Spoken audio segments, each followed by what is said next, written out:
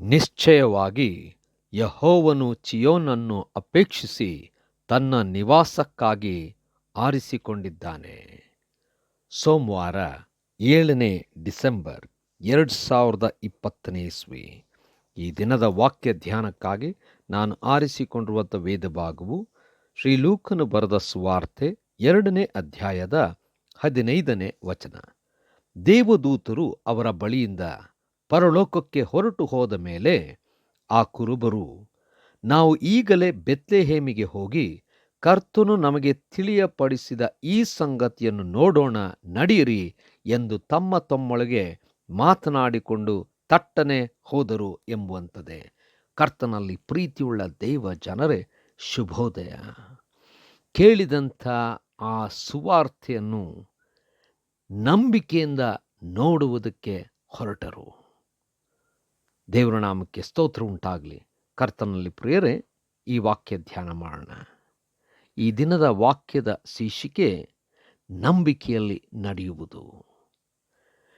ಈ ಒಂದು ಸಂದರ್ಭದಲ್ಲಿ ನಾವು ಗಮನಿಸುವುದಾದರೆ, ದೇವದೂತರು ಆ ಕುರುಬರು ಕುರಿ ಹಿಂಡನ್ನು ಕಾಯುತ್ತಿರುವಂಥ ಆ ಸಂದರ್ಭದಲ್ಲಿ ಊರಿಂದ ಹೊರಗೆ ಇರುವಂಥ ಆ ಕುರುಬರನ್ನು ಸಂದರ್ಶಿಸಿ ಯೇಸು ಕ್ರಿಸ್ತನ ಜನನದ ಸುವಾರ್ತೆಯನ್ನು ಹೇಳಿದರು.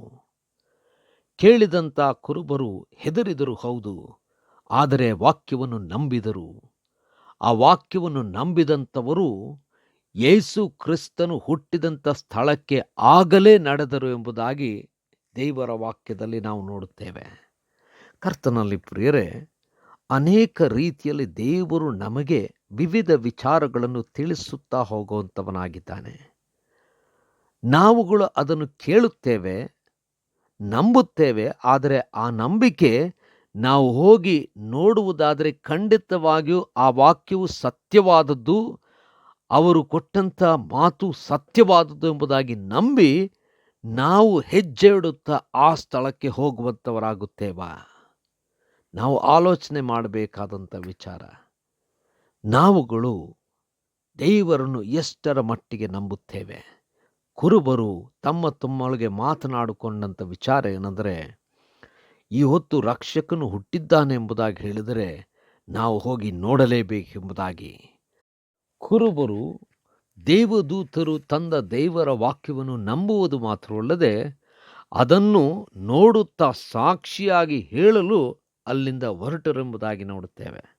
ಕರ್ತನಲ್ಲಿ ಪ್ರಿಯರೇ, ನಾವುಗಳು ಅನೇಕ ಮಾತುಗಳನ್ನು, ದೇವರ ವಾಗ್ದಾನಗಳನ್ನು ಕೇಳಿದ್ದೇವೆ. ನಮಗೂ ಕೂಡ ಅದು ಬಂದಿದೆ. ವಿವಿಧ ರೀತಿಯಲ್ಲಿ ದೇವರು ತಿಳಿಸುವಂಥವನಾಗಿದ್ದಾನೆ. ಆದರೆ ನಂಬಿಕೆಯಿಂದ ನಾವು ಹೆಜ್ಜೆ ಇಡುವಂಥವರಲ್ಲ. ಇನ್ನೂ ಅನುಮಾನ ನಾವು ಪಡುತ್ತಾ ಆ ಪೂರ್ಣ ನಂಬಿಕೆ ನಮಗೆ ಇಲ್ಲದೆ ಹೋಗುತ್ತದೆ. ಆದರೆ ದೇವರನ್ನು ನಂಬಿಕೆಯಿಂದ ನೋಡುವಂಥವರನ್ನು ದೇವರು ಎಂದಿಗೂ ಆಶಾಭಂಗಪಡಿಸಿಲ್ಲ. ಅವರು ನಂಬುವುದಕ್ಕಿಂತ ಮೀರಿ ದೇವರು ಅವರುಗಳನ್ನು ಆಶೀರ್ವಾದ ಮಾಡಿದ್ದಾನೆ. ಅದಕ್ಕೋಸ್ಕರವಾಗಿ ನಂಬಿಕೆಯಿಂದ ಆತನ ಕಡೆಗೆ ಹೆಜ್ಜೆ ಇಡೋಣ. ಕರ್ತನೇ ದಯಾಮಯ ಸ್ವಾಮಿ, ನಿನ್ನ ಕೃಪಾವರಗಳಿಗಾಗಿ ಸ್ತೋತ್ರ. ಕೊಟ್ಟಿರುವಂಥ ಸಮಯಕ್ಕಾಗಿ ಸ್ತೋತ್ರ. ನಾವು ನಿನ್ನಗೋಸ್ಕರವಾಗಿ ನಿನ್ನವರಾಗಿ ಜೀವಿಸಲಿಕ್ಕಾಗುವಂಥ ಕೃಪೆ ಕೊಟ್ಟು ನಡೆಸು. ಯೇಸುವಿನ ನಾಮದಲ್ಲಿ ಪ್ರಾರ್ಥನೆ ಬೇಡಿದೆವು ತಂದೆಯೇ, ಆಮೇನ್.